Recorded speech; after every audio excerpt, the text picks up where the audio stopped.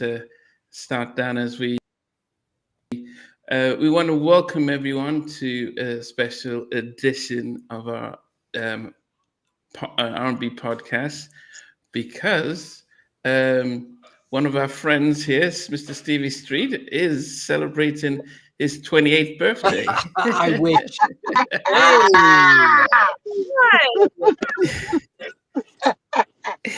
Wow, Jackie McGee's here. Wow. For your birthday, only you. You and them can get me. Wow. I appreciate it so much. Happy birthday, Stevie. You know I love you from across the water. And I feel the same way too. The love is going back. Wow. Yes, yeah. Jackie, this is a day. Hi. How are you? I'm doing great. How are you? I'm good. Awesome. Hey, Namdi. Thank you, love. Thank you, love. Yes. I mean, Stevie, as I said, it's he wanted to celebrate. It's good that he's decided to celebrate it with us this evening. So we wanted to send him some love and for all he does for music and his passion and everything. Yes. Oh, mate, you're gonna make me shed a tear here. Don't.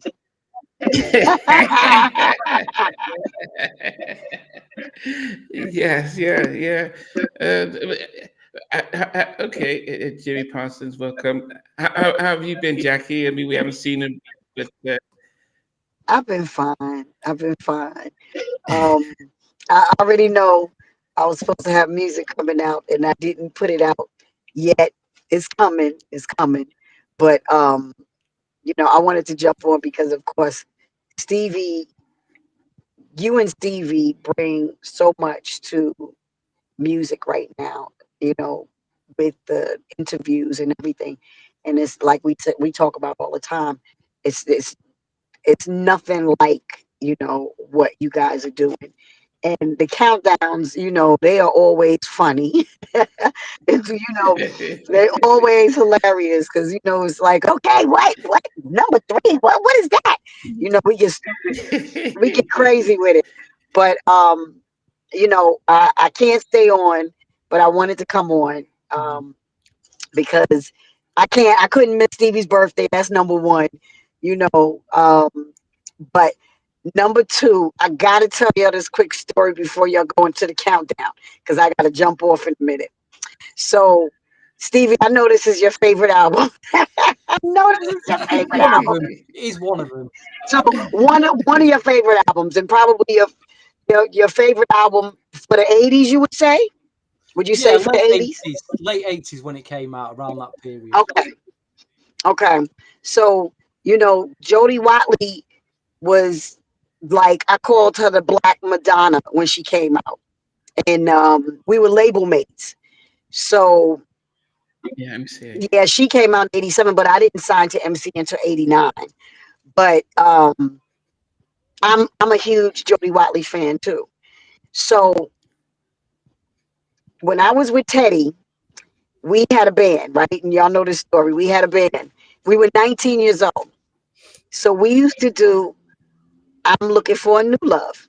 Wow. And oh my gosh, you talking about killed it?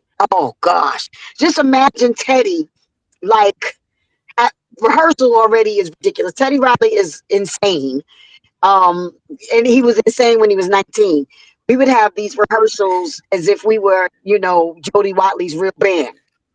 So the band was killing it. Teddy was on keyboard, and then Carl Borelli, another guy in the band, he's the one that produced Do Me Baby on BBD. He was in the band on keys, and Teddy was on keys. So you know how it comes in, that sound for them.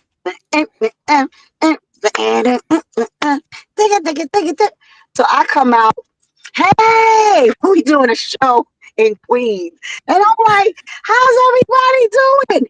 And I slipped because the floor was like extra shiny and slippery. I slipped and bust my butt from the beginning of the song. When I tell you, Teddy Riley did not, he laughed so hard and so long, we had to start the song over. He was laughing. Nobody helped me up. But the crazy thing was they were still playing it though, rocking it, killing it. The whole band killing the song. And I'm like, really, y'all? Y'all really gonna just leave me down here? So I just started singing like from where I was. And I remember I think we did start it over because they were laughing so hard they couldn't get it together. But when I tell you that is one of my favorite songs, not just because of the experience, but it was that time Andre Simone was hot and he was killing it. You know, that sound was killing it. And I kind of feel like Janet had that sound too. You know, that Jam and Lewis kind of picked up that sound too to rock with that. But that's it. That was my Teddy Riley story. What us doing that song. Yeah. Did you ever meet Jody being on MCA? Yes, I did meet Jody. Sweetheart, beautiful person. Um, a heart of gold. Like you never got any. You know, she trying to be extra and all that. You know, we talked about it before. I told y'all the extra ones. Patty LaBelle, because you know we were all label mates. It was Patty LaBelle, Jody Watley, Stephanie Mills, Gladys Knight. Gladys was the worst. She was the worst one. Patty was a doll, because I call her Aunt Patty to this day. Patty LaBelle was a doll. Jody, sweetheart. Stephanie was a little weird back then. She was cool. Yeah, she was cool, but side eyeing you at the same time. Like, who are you? You know, and like like y'all know, I'm from the Bronx and I lived in Harlem a lot of my days. So I wasn't that one there to be like, oh, you gotta treat, Gladys a certain way, or you gotta treat this one a certain way.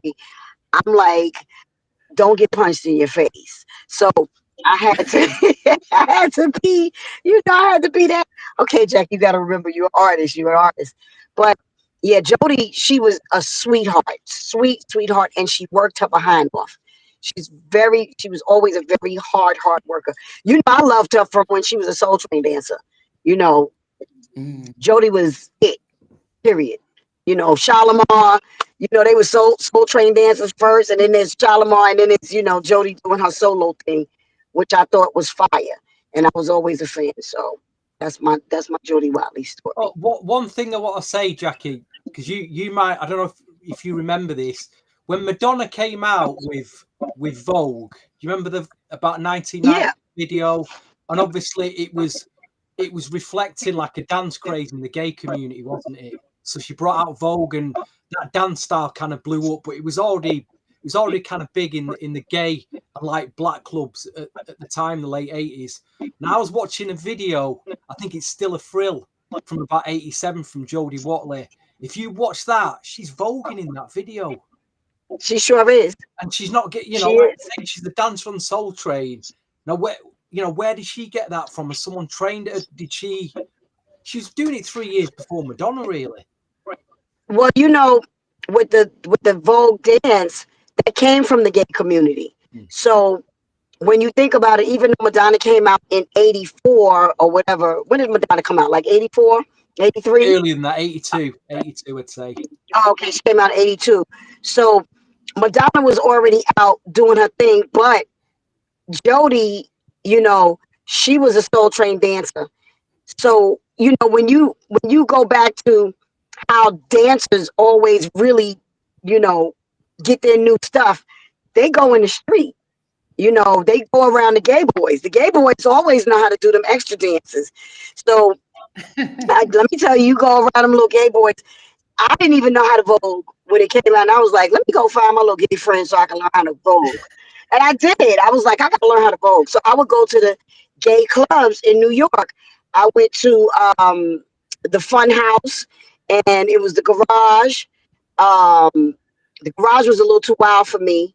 The front house was, it was good. It was fun. So that's where I think that I'm almost positive that Jody learned from, going to street dance or whatever, going around her gay friends. And Madonna, to me, they gave that to Madonna. You know what I mean? Like, okay, we're gonna have some choreographers come in and y'all gonna do Vogue, because she had all the little gay boy dances.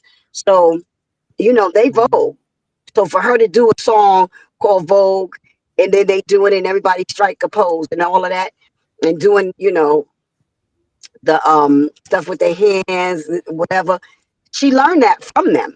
So she wasn't first. I'm with you.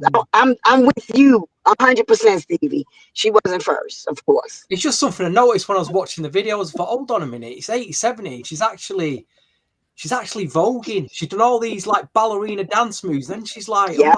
oh, she's actually voguing in this video way before Madonna. But I'm sure they were probably hanging around the same gay and black nightclubs in New York or something on the Lower East Side. I don't know. Probably were, Yeah.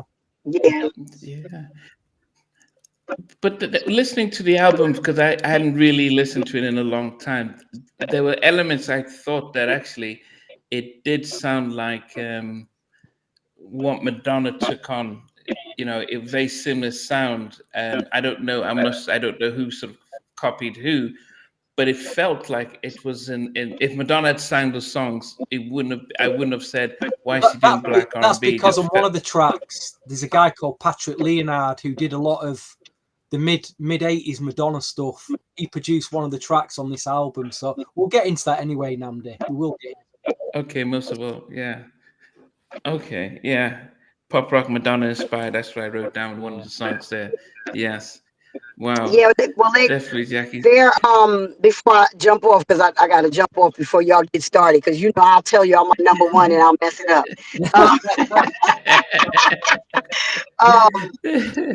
Like Stevie was saying, and like y'all was saying, the sound that was out at that time. I think how everybody sounds the same today with all the little R&B songs. You don't know if it's Money Long or somebody. I don't know who's who, and they all sound alike. I don't. They have that, because they have that sound, that same sound. Everybody do those same little riffs or whatever. I feel like what Madonna and Jody and all of them were doing was an era for that sound. You know what I mean? Like the late 80s was definitely, the mid to late 80s was definitely that sound. And, even the little dresses, the dresses and the Doc Marten boots, the skirts and the Doc Marten boots and all of that. It was a trend. It was a trend, and MCA was a huge company. Then their black department was really huge then, so they were able to push, Jody Watley and take her pop. You know what I mean? So, yeah. That's my take on it.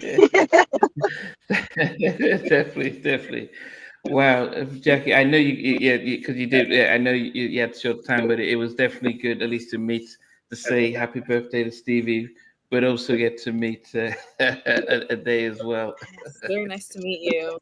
Nice to meet you too, honey. Lovely to see you. Have fun with the guys.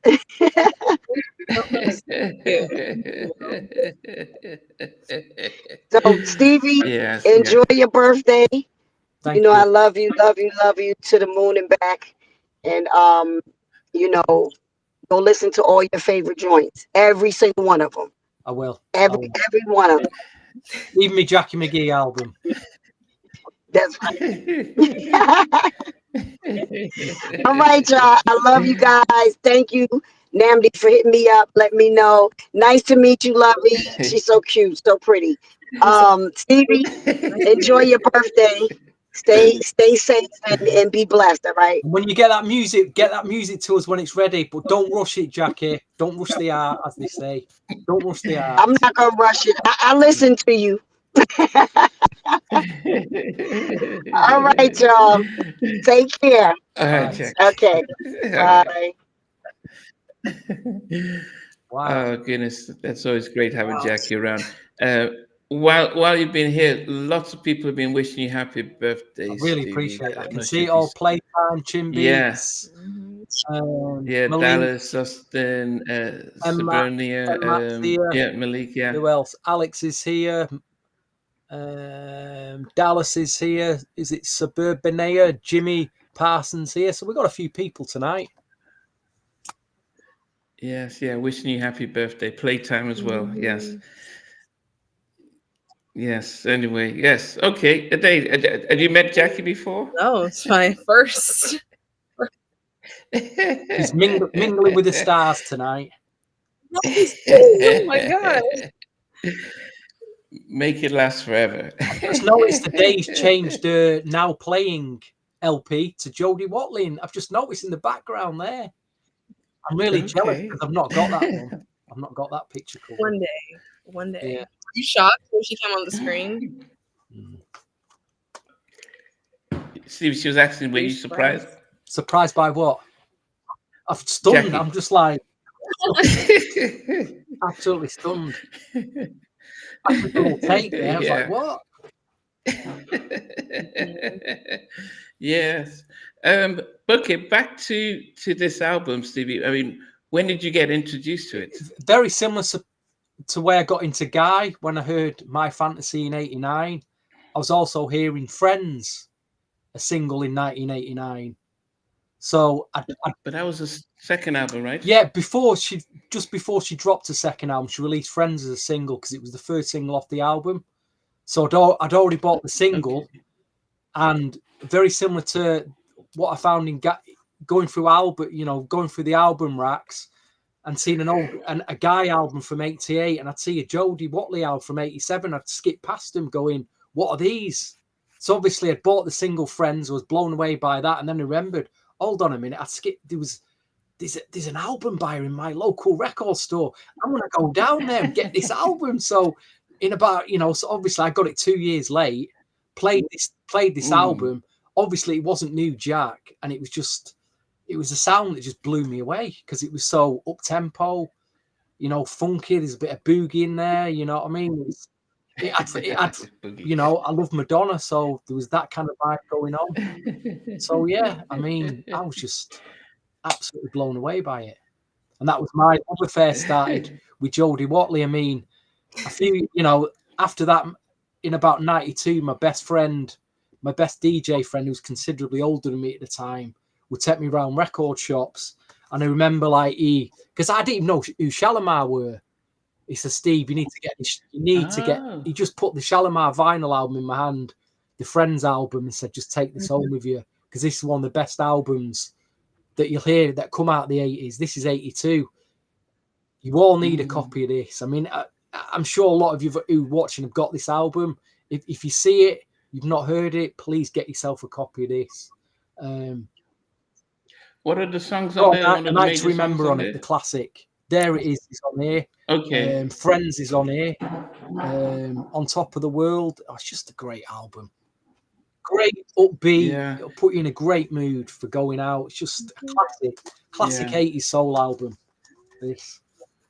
Yeah, it was definitely. I mean, the Shalamar was played at everyone's birthday party. I still remember Shalamar, even the Off the Wall stuff that was played, or Thriller. I mean, it was just some Earth, Wind and Fire.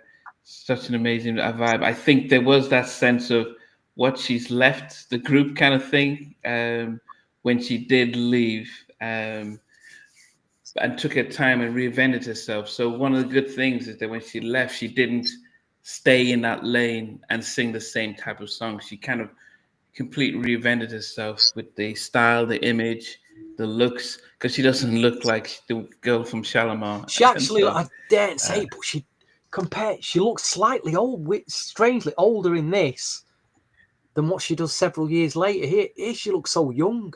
But a day when you're going out record shopping, you'll probably see this in the vinyl bins for about $5. Just grab yourself a copy if you see it. You'll really enjoy that album. I get it. You really.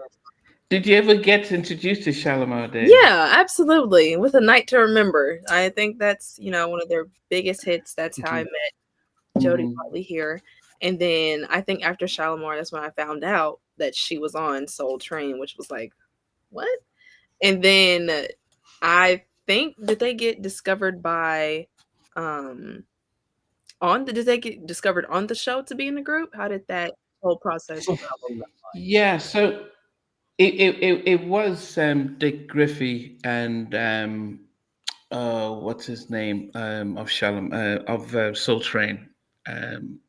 I can't remember his name now. The guy who What the host, you mean? Yes. Don Cornelius. Don Cornelius, yes. Good friends, both of them. And Don wanted to do the Soul Train. He wanted to spend the time with that, while Dick was saying, we need to do a label. And it was like, no. So it was supposed to be, Solar was supposed to be Soul Train radio. It was supposed to be the record label for it, Sounds of LA Records. But they just went their separate ways when it came to it. But all the Solar artists, the Whispers and Shalamar, and would all be on Soul Train. They would break them all on Soul Train, and and the Good Girls were dancers on Soul Train before they also got a record deal as well. So yes. Chin Beach mentioned Jeffrey Daniels from Shalamar invented the moonwalk, and Mike was always looking for something new. You might invent something, but Michael always perfected it, and it's always going to be the case. Yes. So, I mean, Ade, what did you think of the Jody album? It sounds like what the 80s in my mind looks like, if that. Like the big hair, the clothes, the big earrings, the red lipstick. I love it. And I also, can I say it? I love a little, let me say, a little feature from a special person. That happens to be on this album. It's just so 80s to me. It's so 80s, and I love it. But I also love her 90s era, like with Affairs of the Heart. Like that professional, that classy, sensual look. Yeah. The short hair. Yeah, and I think I got to know her. I knew her from Shalamar, but I think I knew her the second album when Friends came out with Rakim, because Rakim was quite popular. So that drew me into that. I mean, you got to think though, she is an icon, because the way she's moved out of, like you say, the late 70s disco era where she started into the 80s, changed the look, the fashion, the style, the dance moved. Then, like you say, into the 90s with that more sleek 90s look. Still going by the late 90s, still putting albums out, and she's remained. I mean, she's posting more now. She seems to be more relevant now than what she was back then. I mean, it's incredible, really. But you got to put her up there with Madonna and the Beyoncés and the Janets of this world. She's right up there. I know she did quite a lot of albums for MCA, but I just wish they pushed her more. They could have pushed her a lot harder for me. Yeah, I think that was definitely one of the challenges with MCA. They just had too many. They had a market on black artists, and they just couldn't push all Jody of them. Was the star, mate. She just, I mean, look at that picture behind you. That's like every college guy's crush you're seeing there, Namdi. Dare I say it, that's a lot of white guys got into black women through Jody. I'm telling you, through Jody Watley. That's where it started. Yeah. She was known for her big earrings and her fashion and her style as well. Yeah, I mean, it was, as I said, definitely. It can be 3 or 4 games in a row, but definitely it's definitely a good album, and it will be good to be able to talk through it and see what we thought about it. Now we're going to start with you, Stevie, because this is not just being the birthday boy, as everyone is saying. Kyle, good evening. Derek from Minneapolis and Jim Beats, we've mentioned that, but this album better than all of us here. So, and I did, for the record, I didn't put the New Love extended mix No. because it was pretty much the same song. So how many songs did y'all But put? yes, How many songs did y'all put? No. Okay, good. 9. Okay, just make sure. Awesome. Yes. So Stevie, what comes in at number 9 for you? Well, let's just say you've got 3 kind of powerhouse production units going on here. You've got Andre Simone from Prince and the Revolution. He brought his funk Prince sound to this album.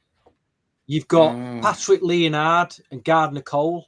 They did a lot of work with Madonna in the 80s, especially Patrick Leonard.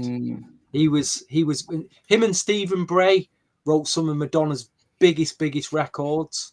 And then you've got Bernard Edwards, who's one half of Chic. Yeah, this is where I'm going to start at number 9 with, dare I say it, it's the only track I don't listen to. It's the one track. And it kills me to say it because you've got one of the biggest pop stars out of the UK on it.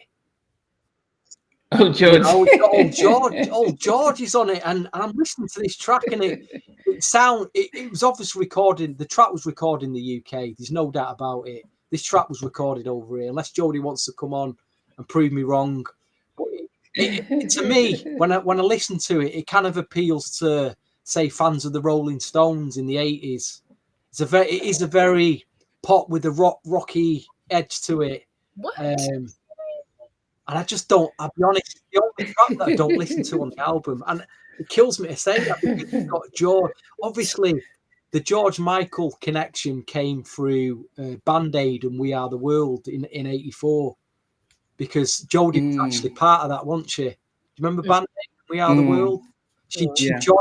She joined all them British pop stars in that song and that tribute, and I think they developed a friendship from there, and that carried on into this album. So, Learn to Say No, the track I don't listen to, starts off at number 9. Okay. Dave, what did you think? Oh, Stevie, I'm shocked. Well, my number 9 is Love Injection. What? Well, to me, this album feels almost like a dance 80s club album. It is a dance club 80s album.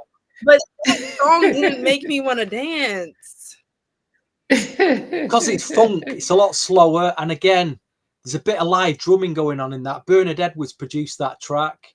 So the tracks that have the like Learn to Say No, Don't You Want Me, they've all got, proper live drumming in it.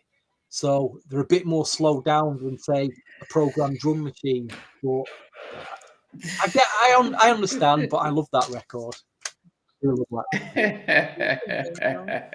I do expect this cat to be all over the place, because Namdi's probably only played this in the last 2 weeks. You're alluded to it, so yeah. I can't really. We can't roast you too much on here for that. I think for me, I had to agree with Stevie for number 9. I mean, George, George is amazing. The stuff he did with Wham, his solo stuff. He's such an amazing, soulful singer. I know people are angry that he won R&B male performer in the Grammys. So keep in 87. But when this track came on, I was like, wow, this is. It felt like it was the song sounded all over the place, and it didn't suit his chilled sort of vibe and stuff.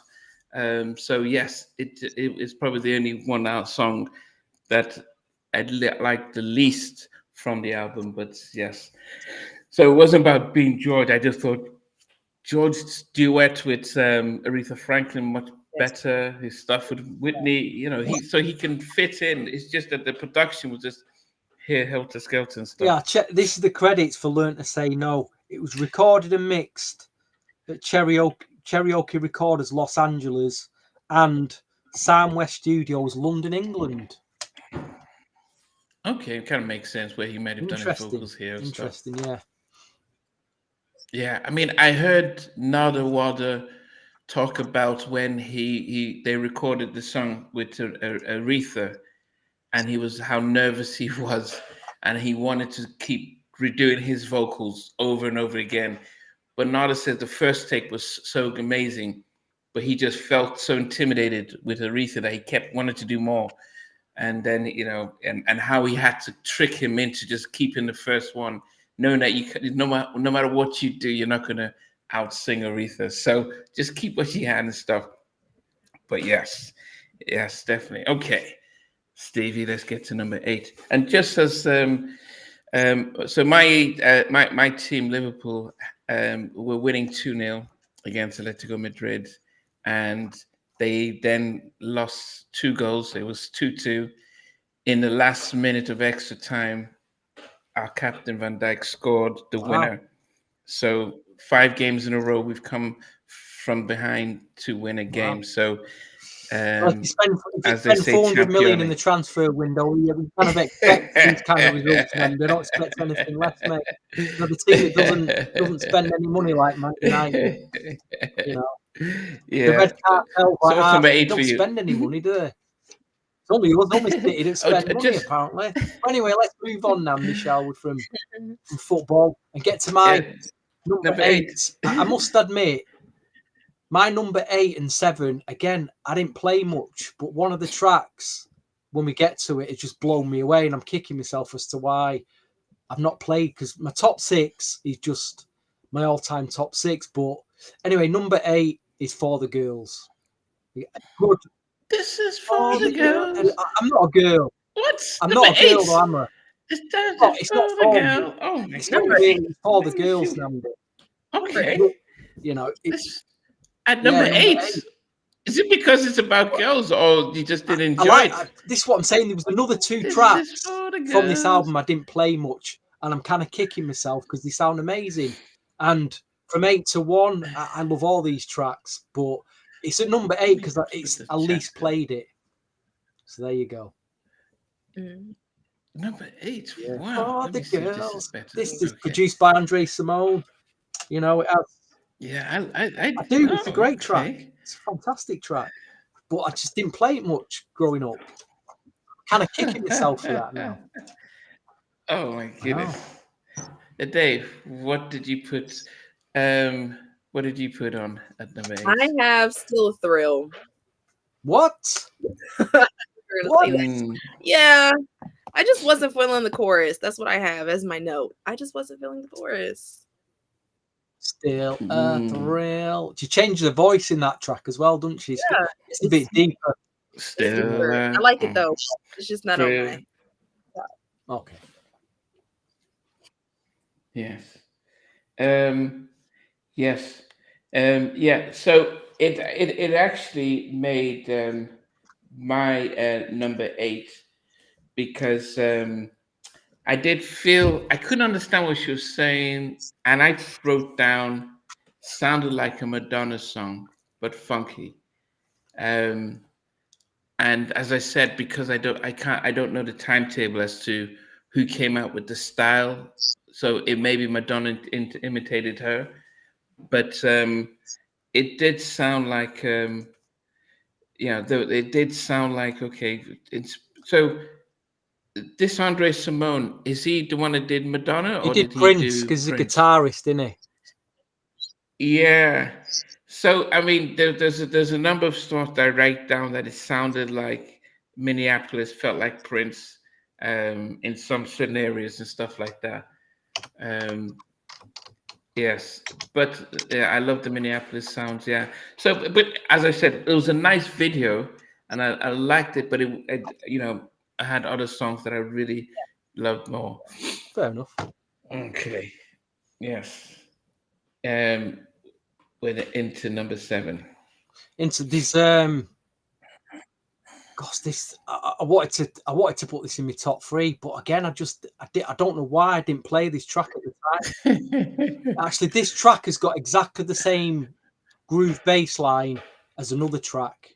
There's 2 tracks now that've got exactly the same bass lines on them, and this is one of them. Number 7, Do It to the Beat. What a fantastic track! It's killing. I've not stopped playing it all week. I'll be honest. I wanted to put it in my top 3, but I thought I can't put it in my top 3 based on I've only been playing it for a week. So, but it is my new go-to track now. This "Do It to the Beat." But what a and you put it at number what, 7? Upbeat, funky. Oh gosh, it's a brilliant track. Do it to the beat. Do it to the beat. Come on. Da, da, da, da, da, da, da, da, da, da. I wish they'd put this out as a single. I know why they didn't do it though, because there was another track that's got exactly the same bass line on it that did get released as a single. Yeah, that's what I noticed. Some of the beats have the same. Well, that's what I'm saying. The same. I think the other track is it's exactly the same as Some Kind of Lover. When you listen to the two bass line grooves, they're exactly the same, and they're produced by Andre Simone. You could seamlessly mix one into the other quite easily if you wanted to do a good mix, do a good 10-minute mix. What about you, Dave? What did you put in? Number 7, I have For the Girls. Although it's for us, my kind. It's just I have other favorites that I love more than For the Girls. Then what? This? You said the which one? Oh, I said For the Girls. This is my number 7. What was the one that you had for number 9? For 9, I had Still a Thrill. And 8 was Love Injection. Love Injection. Okay. Oh, was it Stevie that had For the Girls at number 9? No, I'd feel For the Girls at number 8. Learn to Say No. Learn to Say No was at number 9. Okay. Number 7 for me was that Do It to the Beat. Do it to the beat, as you said. I didn't put much on that. I just so the first 3 we put exactly the same tracks, Namdi. It seems strange, but as I said, no, not the first 3, because your number 9 is a little bit 8 is a little bit higher for me. What did you put number 9? Learn to Say No. No, my number 9 was Learn to Say No. Yes, 8? But number 8 was Still Thrilled. You're kidding me. But you had For what's the your number 8? Yeah, For the Girls, yeah. I had it a lot higher than yours. Right. So fair enough. Yes. Well, okay, number 6. Number 6, it's the only track produced. Let me just double check I don't want to get this wrong. I think it's the only Patrick Leonard track on the album. And it was one of the singles. And it's got my good friend Gardner Cole, who sings backing vocals on the track. Bruce Gattaish on guitar. It's Most of All. Why is it only at number 6? I know. 6. I know. It's a great record, isn't it? Oh, so melodic, and I love the way it starts as well. Oh, it's difficult for me to say. You got, my 6 to 1 at any of them. They're all killers for me. They're all my favorites. Oh goodness! I think the thing is that when you're reviewing an album that has 9 songs or 10 songs, it's like, yeah, we like the album and we like the songs, but there are favorites and preferences as opposed to slamming any song. But it's very interesting to see. I'm sure everyone will be surprised with what my top 3 are. But anyway, you're next. Number 6, I have Do It to the Beat. I feel like Just do it to the beat. Come on. Right. Yeah. I mean, it's the thing though, Namdi. It's all right saying because to me, it's all right saying this is my favorite track or these are my favorite tracks, but then you've got the tracks that you play the most. And I think sometimes you got to be in the mood sometimes for your favorite tracks. like I say, if it's some ballad that tears you up, you ain't going to play it all the time. You might play another track that's more upbeat or more generic that you may play a lot when you just round the house or you're going somewhere in your car. That's what I'm saying. It's like I do base my tracks on what I play the most. I'll be honest. What do I play the most as opposed to like what are my favourites, but it's a hard balance to get. It is a hard balance. Yeah, definitely. Well, number 6, I had I put down felt like a Prince record. Love Injection. Maybe it's the guitar also, but I felt it got inspired by what Prince was doing. But I would say this, that I listened to this album and I thought, apart from 1 or 2 songs, if I had never seen any imagery of Jody, I wouldn't say that I wouldn't know who was singing it. And I think if I was old enough during the 80s when these songs with this album music was released like this was very, I mean, I think that Dave, it's interesting that during the 80s like this, there was very little segregation of music. So you didn't have your R&B stations playing pure R&B. I mean, you have R&B stations playing, like Earth, Wind and Fire and that kind of funk soul. But then you'd have artists like Stevie with some Part-Time Lover. You'd have a Jody, what she's doing here. I'm just, even the Janet stuff. It wouldn't be surprised to see even white artists, like even Madonna stuff, all sounding the same, and you have more of those type of stations. It's really, we got to the late 80s into the early 90s where it was very much hip hop and R&B, and the sounds came, and it was very much of a color barrier. Okay, white, you had the show like that a day needs to watch really to see how diverse the 80s was is Top of the Pops. If you watch Top of the Pops, where they just have one different artist on who's in the charts in the 80s, you'd be blown away. There was still artists in the 80s that were making records that sound like they should have come out in the 50s, like Shakin' Stevens, Cliff Richard, and you're like... But think about Culture Club. Think about Culture Club, Think about Georgian Culture Club. And I mean, most of the music was very much accessible. I mean, Donnie Simpson, when I interviewed him, he was saying how he helped break Elton John with the Benny and the... I can't remember the name of the song, but he said that when they played it on his R&B station, they didn't know he was a white man. Yeah, Benny and the Jets. Because it was Benny and the Jets. Yeah, they played it on DC radio. They didn't know who he was white because it was just the music. And that's what got lost. I mean, yes, you had the Temptations and you had Motown and you had the Philly International who had a core souls type. But a lot of the people in the middle, they could go either way and stuff. I mean, What do you think of the fashions today? Because you're at an impressionable age. You're looking at Jody.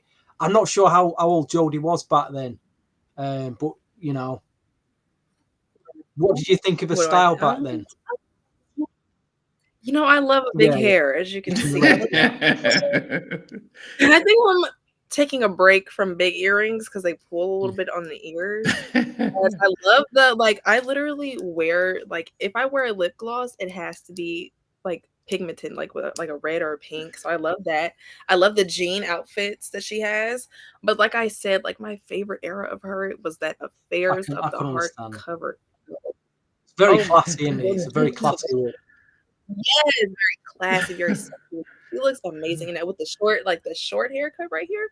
We'll have to persuade Namdi to do that album at one point. Yeah.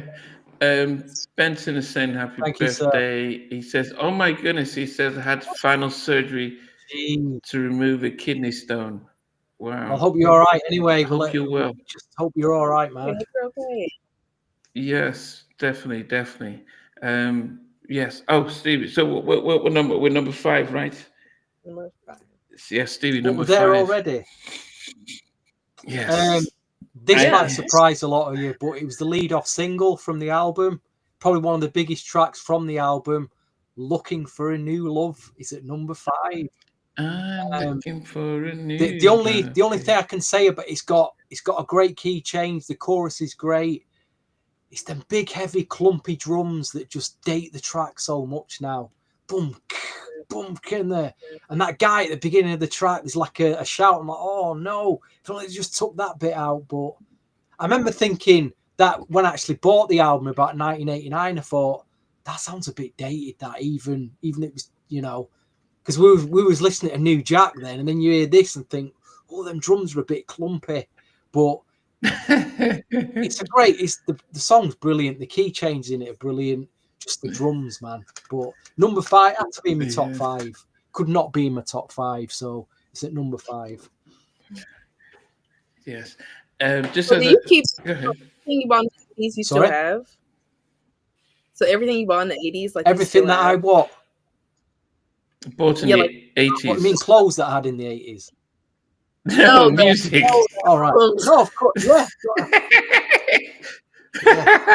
Still has his little shoes. I've still got clothes from the 90s. It's crazy, isn't it? They're probably worth a bit of money in the thrift store at that time.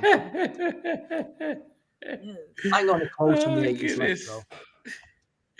Oh goodness! No, Stevie has his music and stuff. Just before I move on, I think Benson says, "Did you Doja Cat's? Did she? It's almost like she's doing what's that guy's name? Bruno Mars. With her new single, it feels like that. But anyway, well, so many, you know, a lot of them female artists now, they've got to get away from the sound that they've been doing before. This baddie girl trap sound, it's so played out. It's unbelievable. I'm more interested to see what Cardi B is going to do, because apparently Cardi B has got Janet on her album coming up. Yes. And you know, how do you listen to Cardi B? Because everything that comes out of her mouth is pretty. She's got a potty mouth, you know. She's so funny, Stevie. Like, she's so hilarious. Like, she's fair play to her. Well, you know, I did kind of enjoy her last album, but anyway, it's about Jody, isn't it? It is about Jody. What number are we up to anyway? Number 5. Okay. So for number 5. I have the same one, Looking for Love. Oh. Also Looking for New Love. At number 5. Right? Yeah, my number 5 is Looking for New Love. I switched it out with some. Yeah. Okay. I had number 5 most of all. Pop rock track. As I said, I wrote Madonna. Yeah, you got spot on there, Namdi. You got them spot on. Yeah, I put it down there. But, you know, don't get me wrong. I went to boarding school in Nigeria in the mid-80s. You never went, like a virgin. You really went to boarding school, Namdi? Yeah, most. This every podcast. What, you really went to boarding school? I didn't know that. You know, listening to some David Foster in the dormitory. But what I was trying to say is that Madonna was big, you know, that's Like a Virgin and Last Night Bonita, that, you know,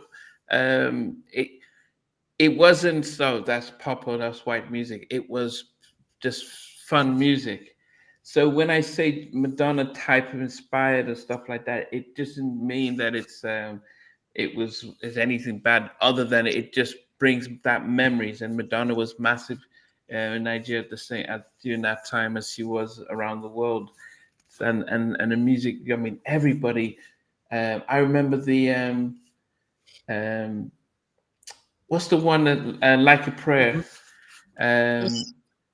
We had a songbook and that everyone would just learn because to write the lyrics. So somebody would listen to it and write the lyrics, and we could then copy it. And so when we're hearing the song, we can sing along. And so most of these songs I still remember that. So number 5 for me was Most of All. Nice. He had it one higher than me. Okay. All right, number 4 for Number you, 4 Stevie. for me had a very Prince-esque funky guitar all the way through it. I thought that the video looked $1 million with the chandeliers and that big. I don't know. It looked like it was somewhere in Italy where they filmed it. I'm not sure, with the dancer and the chandelier and the big staircase, but still a thrill. The very Prince funky-esque Andre Simone vibe. Still, I do like a vocal in that. She changed the vocal up a bit. It's very funky. So number 4, it's still a thrill. Yeah, I said sound like Madonna, but funky. Yes, still. And I'm thinking this is not an R&B album. I'm listening to. I'm thinking this is not R&B. What's going on? This is not what I expected. But remember on the Karen White podcast, Namdi, where I'm talking about in the late 80s, just before New Jack took off, there was this sound here. Karen White was doing Pebbles. Jody was doing. It's so underrated. It's like this pop dance, R&B up-tempo sound that nobody plays it. And I'm like, listen to it. It's incredible. Again, he's tapping into this sound, to be quite honest. I know my friend Anil, one of his favourite tracks is Pebbles, Mercedes Boy. He just loves that. He likes, he does like this sound as well. Oh, goodness. Okay. What we're number 4, Stevie? What did you have for number 4? So, Day, what's your number 4? Still thrill. Okay.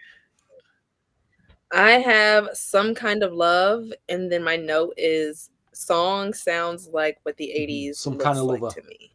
Some kind of lover. Yes, that's very. It's some kind of lover. Oh, it's in your top 5 then. That's good. Yeah. Number 4 for me is Looking for a New Love. Sounded like. Oh yeah, it reminded me of what have you done for me lately? So from the Control album, I felt it. You got it too? Yes. When she was like something, little things is all you seem to get. Like when Janet says that reminded me of this. Yes. Yeah. That's what I put down there. So it reminded me of that. But you said Andre Simone was from the Prince stuff. Yes. Stevie? Yeah. Yeah, so you could see the influence from Minneapolis and stuff like that. He says, Benson says that his Larger Than Life is his favorite Jody album. Is that the one, Fred? Yeah, that's the one after. I need to listen to that a bit more. I do need to go back to that album. Okay. Well, we'll find time to do it for you, don't worry. Okay. What era of music is Jalen talking about? The 1987, 1986. What do you even exactly? It's the truth. What do you call it? I don't know. It's like an overhang from Thriller. I just don't know what to call it. It is because after 84, most male artists were trying to do Michael Jackson. You know, they were. So you had this big for years, for like 80 till 86. You had the. I find these albums from these artists I've never heard of. These black artists, and I think, my God, they're so hard to be Thriller here. You know, they just bombed. They just didn't sell anything. You know, and they're there in the stores. They still sealed these out for about like £1 or £2, I think. And they just sound like, you know, they try to do Thriller or something. You know, bad overhang. Yeah, you just couldn't do. I mean, yeah, because Michael had the soul as well as. Yeah, he was doing something unique and different. But 86, as I said, if you think about that, we had Thriller, we had all the Madonna stuff, we had it was a fun time for music, probably one of my favorites. I mean, I know we talk about the 90s because it was, we had all the great band artists and songs. But the 80s was real fun. Kool and the Gang. Kool and the Gang. Yeah. Goodness. Cherish. And Kool and Gang. Yeah. They would with JT Taylor as their lead singer. It was just definitely a different time of just great music and great fun. Cameo with the big red cod pieces. Oh yeah, Cameo, That's Word some of Up, the mid-80s. Single Life. I think Cameo. Yeah, they were massive. So that was it was just a different. It felt fun. Anyway, top three. Top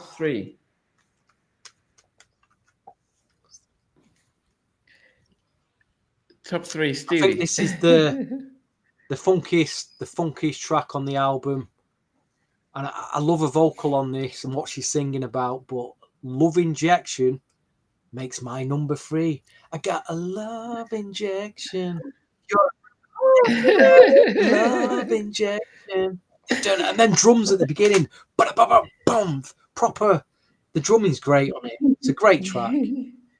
Wasn't a single, but I really enjoy this track. You know, as an album track. Very funky album track. Okay, I need to confirm. Yeah. Okay. What did I write down there? Dave, what is your number 3? Go ahead. The day. Yeah. Lionel Richie was huge as well. I feel like I should have put this at number 1. I don't know. Okay. My number 3 is Most Evolved. However, it should definitely be higher on my list. I love that song. I feel like it's a little teeny tiny bit different than each of the songs. Like you said, Stevie, I love how the song starts. I just love Most Evolved. I love the message of the music. I should have put it higher, but that's my number 3. 3's a good. You know, I had it number 6. You've got number 3. That's even better. I think I know what should be number 1 on this album. There's only one track that should be number 1 on this album. No. Well, we'll find out. We'll find out. For me, number 3 for me, if I say that if you had Carlton from the Fresh Prince dancing to this song, there's one song on this album that I could just see him doing his Carlton dance. Which of the tracks do you think I'm thinking of as my number 3? And I've written down Happy Song. It's one of the ones that lifts me up. Some Kind of Love? No. You've already picked Do It to the Beat, haven't you? Is it Some Kind of Lover? No. Don't You Want Me?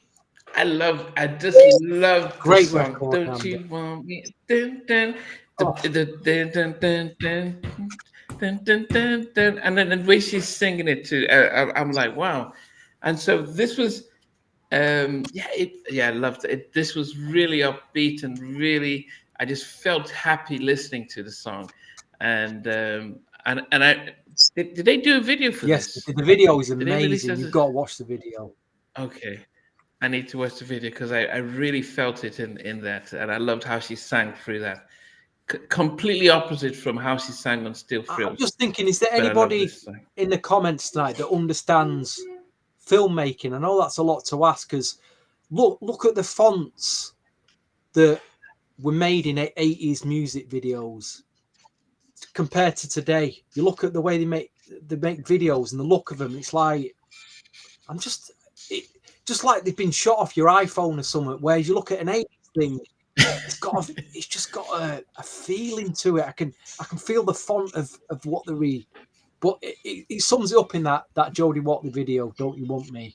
You just see the font of the way it's recorded. Yeah, I need to look. It looks amazing, and it's only at number 3, Namdi, in your chart. Well, I think my other 2 songs I love better. Okay, what's your number 2 then? It's the song that it's got exactly the same bass line as Do It to the Beat, and it's Some Kind of Lover. Oh, wow! Some Kind of Lover. Bum ba da bum bum ba da bum bum bum ba dum bum bum. Some kind. Oh, what a track! What a track this is. This is the song where Jody can let loose with the dancing. I think on this track. Can really let loose with short for dance moves. And the 12-inch extended mix is incredible. Get the 12-inch as well. Mm-hmm. I need to see. I didn't even check which videos came out and stuff like that. I need to check what. Don't You Want came Me? out Some Kind of Lover. Not Love Injection. Still a Thrill. Looking for a New Love, and Most of All. So there's quite a lot there to get through. Mm-hmm. What about you, Dave? What Number did you 2. have? Should I switch? My number 2 is my number 2 is Learn to Say No featuring George Michael. I love I'm so glad you didn't put it number 1. I'm so happy that you didn't put it number 1. Yeah. Because of the rock and roll essence of this song. It's just like a love letter to the rock of the 80s. Like, I love it. Fair enough. No, No, if you like stars. that, fair enough. I think what it was, because me and Andy grew up in the 80s, and it was rock dominated, that we wanted to get away from it. You know, in the 80s, it wasn't. We had Van Halen. We had a number glam heavy rock, and you got it thrown down your face. Yeah, you know, it's just that I felt like they wasted George Michael on that. This track. Yeah, I do. Totally. I felt. I mean, he was amazing. I mean, all the stuff Prince was doing about music, about being signed to contracts, and what Michael later did. George was one of the first on Sony. He went on strike because he realized the same thing. But they destroyed his career after that. But soulfully, he was just on another level. But I just listened to this, and I was disappointed with how they used him compared to when he's collaborated with Aretha and other female singers, or even the one he did with Whitney off her other album. I can't remember what it was. Anyway, number 2, this was hard for my number 2. I battled with this where it was going to be number 1, and I had to do a quick listen to think, should I shift them around? But I think I kept it where it is. What I wrote down here, that it reminded some elements of it. The intro reminded me of Saturday Love. So it's about the drums. Is it Cheryl? Shirelle and Shirelle and Alexander O'Neill. So it felt like a little Jimmy and Terry influence. I was gonna say no, this should be number 1, but there was something about what I have for number 1 that just pushed it over the edge. But Some Kind of Lover, that's my number 2. But it would be a 1.5 if I could have pushed it, because it was so close to be number 1. But I just loved it. I loved the energy. I loved the vibe, and but my number 1 just edged it slightly. So Some Kind of Lover is at number 2 for me. Yes. So as I said, I do. Yes. It's George and Whitney did the duet on the Dark Child song. I can't remember what that was now. Okay. $1 million big ones. I'm operating on 4 hours of sleep because I interviewed songwriter producer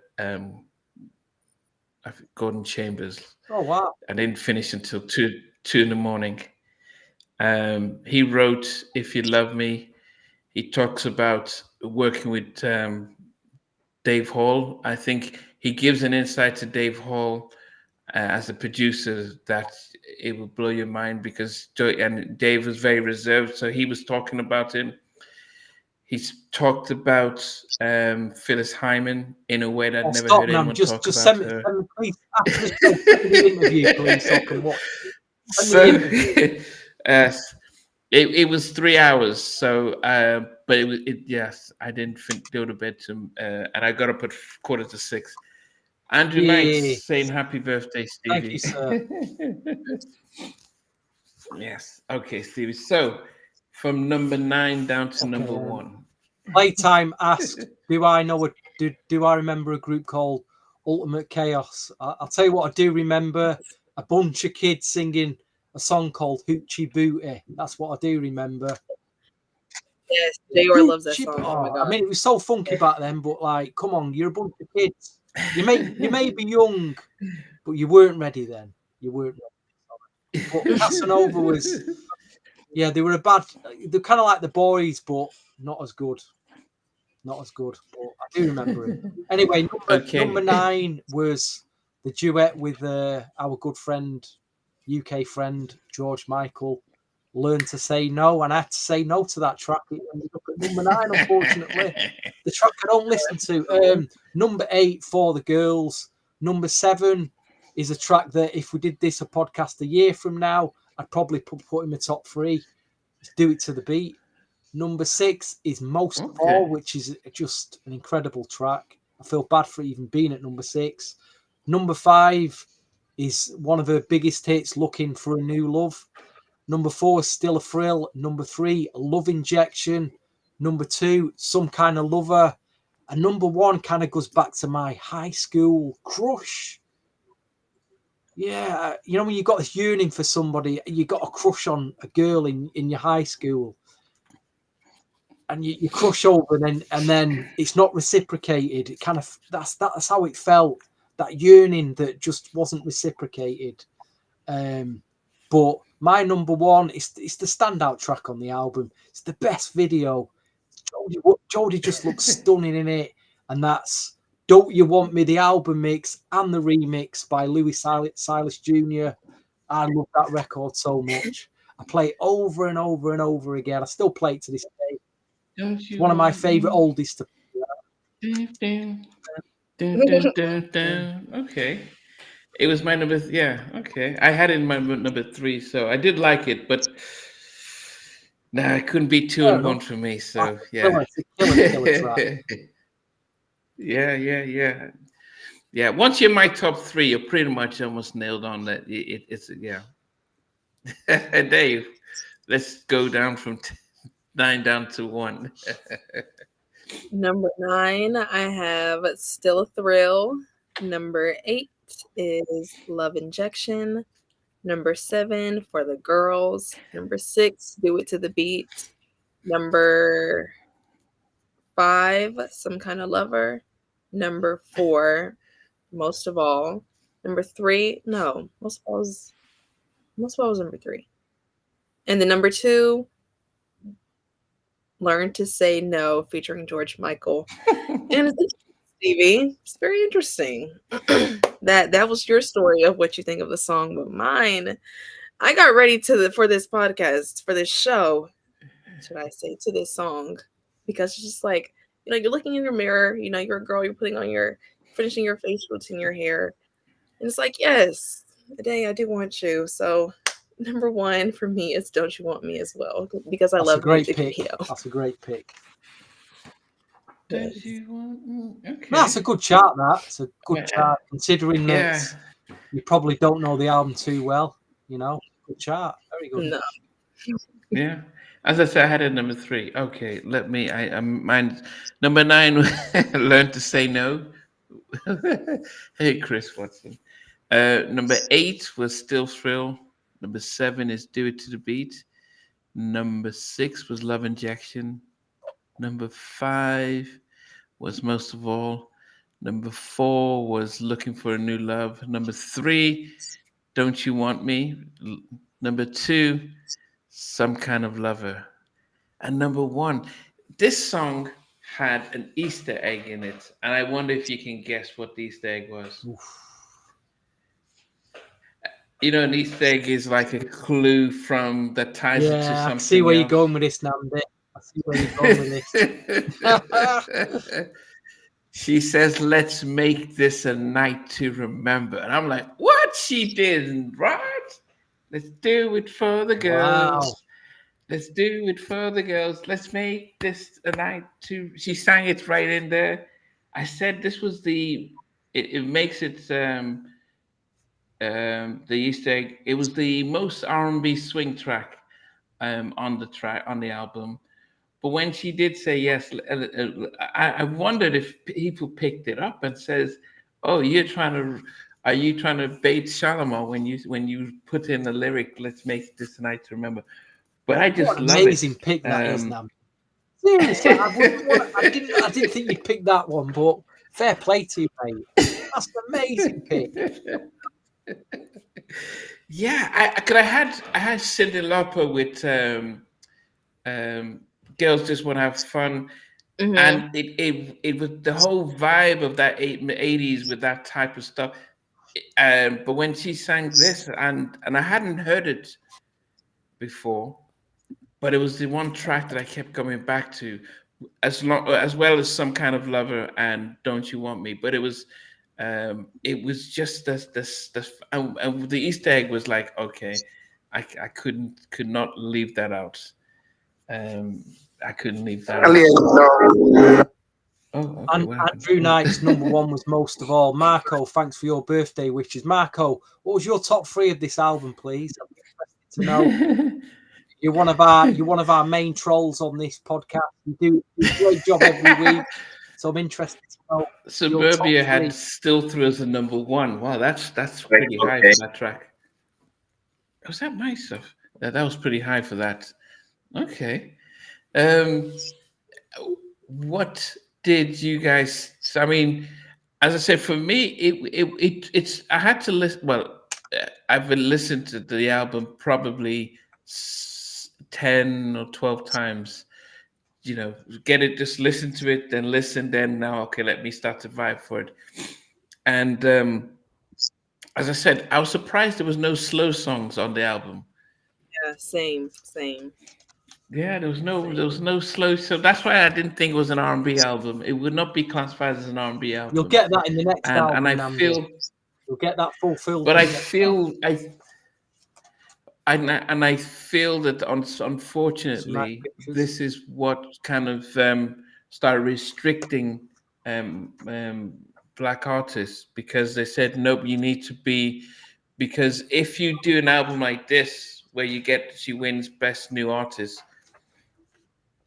then you're more widely accepted. The label's promoting you to internationally. But when you start to go R&B, they're like, well, we just have to promote you to the black market. They're smaller in size, so you're less likely to sell more albums. So there's a part of me that appreciates the fact when she did more R&B stuff, but there's a part of me that realizes that actually you shrink your market, and you don't then become you don't follow the trajectory of Madonna. And Janet had the Jackson name that did still give her that edge. She was still a great artist, but because she wasn't a Jackson, she still was able to still have crossover to the pop market. I mean, what about this, Namdi? I wonder if she wouldn't have had that falling out in Shalamar, would she have gone solo? Because it would have been a travesty if she didn't. I think if she had, I think most of the artists, I mean, we saw that with New Edition and stuff. I think they were signed to really, even the Babyface with the deal. They were all signed to bad contracts. Going solo and leaving Shalamar and doing MCA gave her a big net. Even then, Jeffrey Osborne.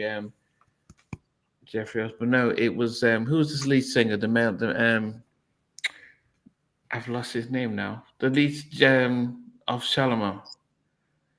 Howard Hewitt. Well done. Yeah, he like, oh, we need to go. He had to give one more album with solo. Then he was able to go break free and do his own solo stuff.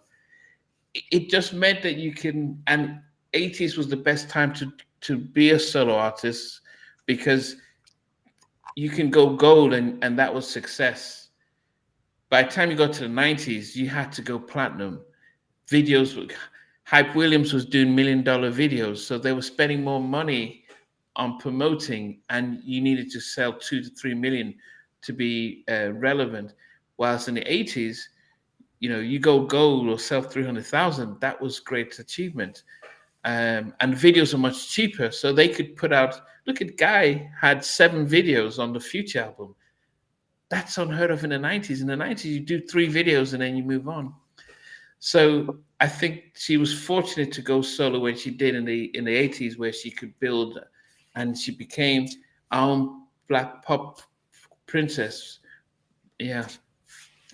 So, but that was just me. I just, yes, Marco says she was the Black Madonna, but she could have been as big if she had just stayed in that lane with these That's producers. probably she wasn't because as this wild album, as Madonna. She's a lot more, she's a bit more classier. She's more classier.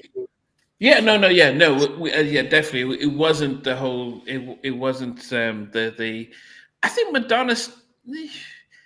Did she? I mean, Madonna was more controversial because even when she did like a prayer, the burning of the cross, that was very controversial massive, at the time, wasn't it?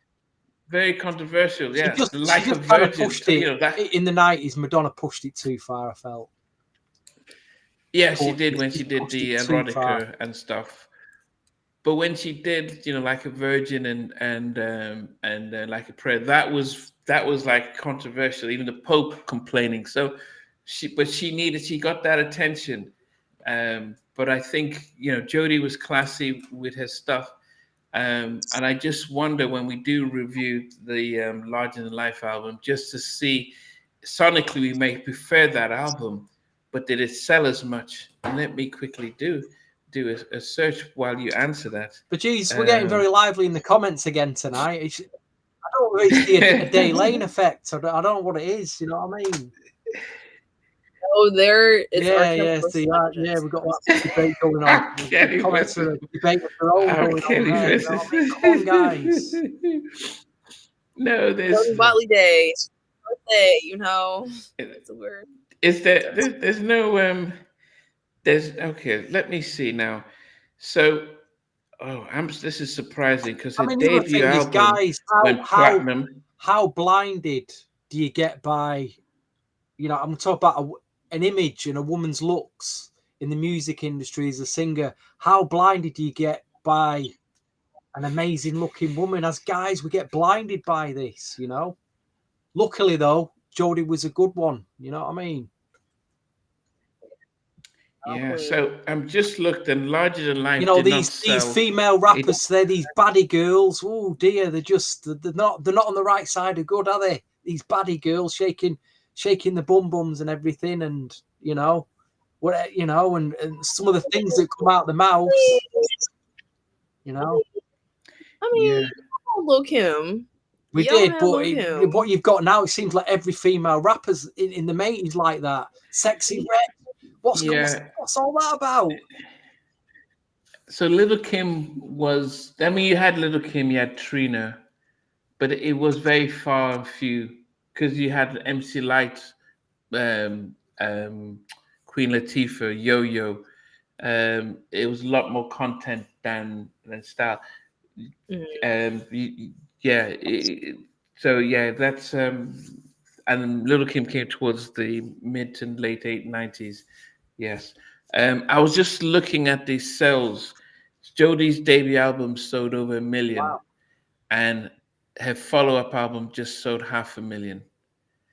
And so that's the lesson to learn, is that when she went more R&B, she sold less records because they weren't playing her on the big records. And I'm just seeing if there was any it didn't seem as if she got any awards for this one, as she did with the first one. So, she won Best New Artist. Can you imagine that on her debut album? So it's one of the things just to listen to, just to see that Jody's second album sold less than the first. I think this album, in terms of music buys, covers all bases. You're going to get the pop audience buying it. You're going to get the gay music audience buying it, and believe me, that is a big audience. You're going to get, like you say, the black audience. They're going to buy it as well. Whereas the second album went, like you say, went more straight R&B. So maybe it did cut off some of them audiences. I don't know. Yeah, I think one of the things that I've learned over the years, and back in those days, I used to just study. I could study a trend. I could tell the direction. I could tell how successful things were going to go, and I knew that if that's why I knew like a Boyz II Men did better than Jodeci, and that was really just because, who's the market? Boys to Men were marketed towards a larger adult contemporary, more of a broader clientele. So they were selling 20 million. You can't sell 20 million within the Black community. Jodeci did 2 to 3 million, even though they have more memorable songs for the Black community. But we're not, the average, the most you get is 2 to 3, unless you go, you kind of cross over and stuff. So yeah, it's a pity with Jody. As I said, I'm more familiar with her second album, but it didn't sell as well. Yeah. Okay. Saturday, is this Sunday? Sorry, Sunday, the 21st. It is Christopher Williams' Changes album. Is it this Sunday, yeah? This Sunday, the 21st. It's Christopher Williams' Changes album. I need to do some promo videos and stuff like that. Well, we won't wait, Namdi, because you'll be dreaming. You'll be dreaming, won't you? Don't wake him, yeah. he's dreaming. Yeah. So you went to see Miss Nasty, Miss Janet. Yes, how was it in Vegas? How was it seeing her in Vegas? Oh, well, this is my third time seeing Mother Janet Jackson. And every single time, I'm just shocked. I'm starstruck. I'm in love with her. Like, she's just amazing. So, Janet, if you ever see this, please, give us an interview. Totally. Because, her music is just the evolution of like, the journey from girlhood to womanhood. She's amazing. Queen. And I did get to meet some of the audience members. I got to meet one of her dancers. So it's really cool. What were your top really three cool. song moments from the gig? Oh, you said, yes. So she did a transition from Scream to Black Cat. Wow. That was amazing. And then You Want This had like different cut shots on the screen. That was amazing for You Want This. And she did a tribute to Tito, Joe, and Michael for Together Again, and had their pictures together, and each one had like a little Janet in the picture. So that was for my top. Wow. Yeah. Yes. My top 3. Yeah. We lost Namdi. We've lost him.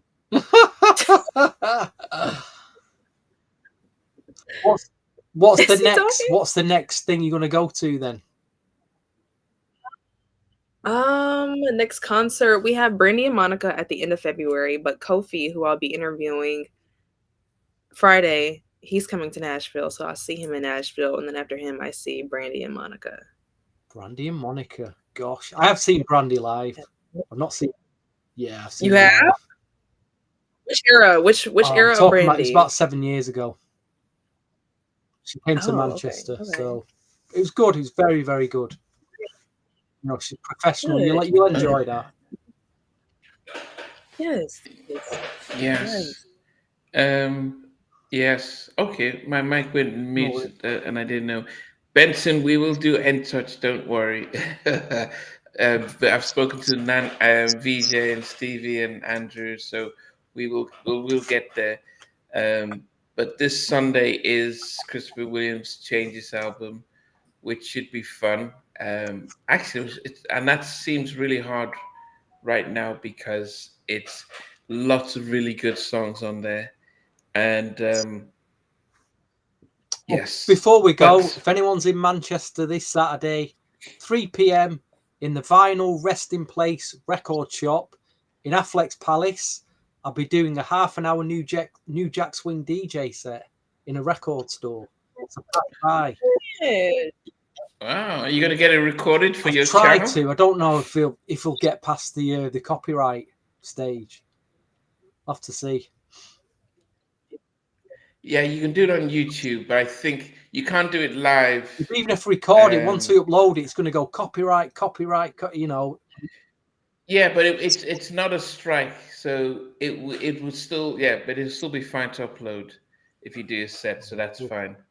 That definitely is fine. Okay. As I said, I've been operating on 4 hours of sleep. Time we go, Namdi. Time we land the plane.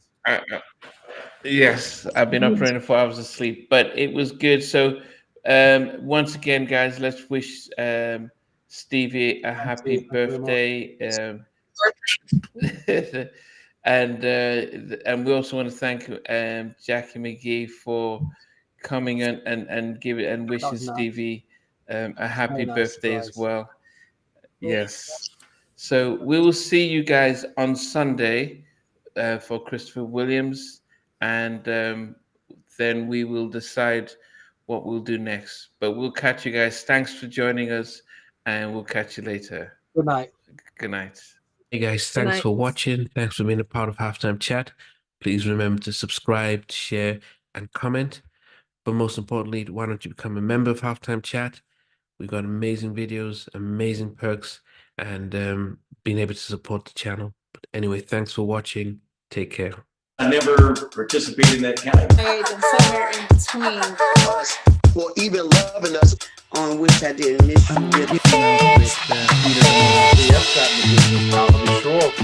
What was it like growing up? She's still making an impact on 4 houses down. I have a couple of pieces. trying to get this one and that one. That works for me, but just for me, No. Okay, okay. It was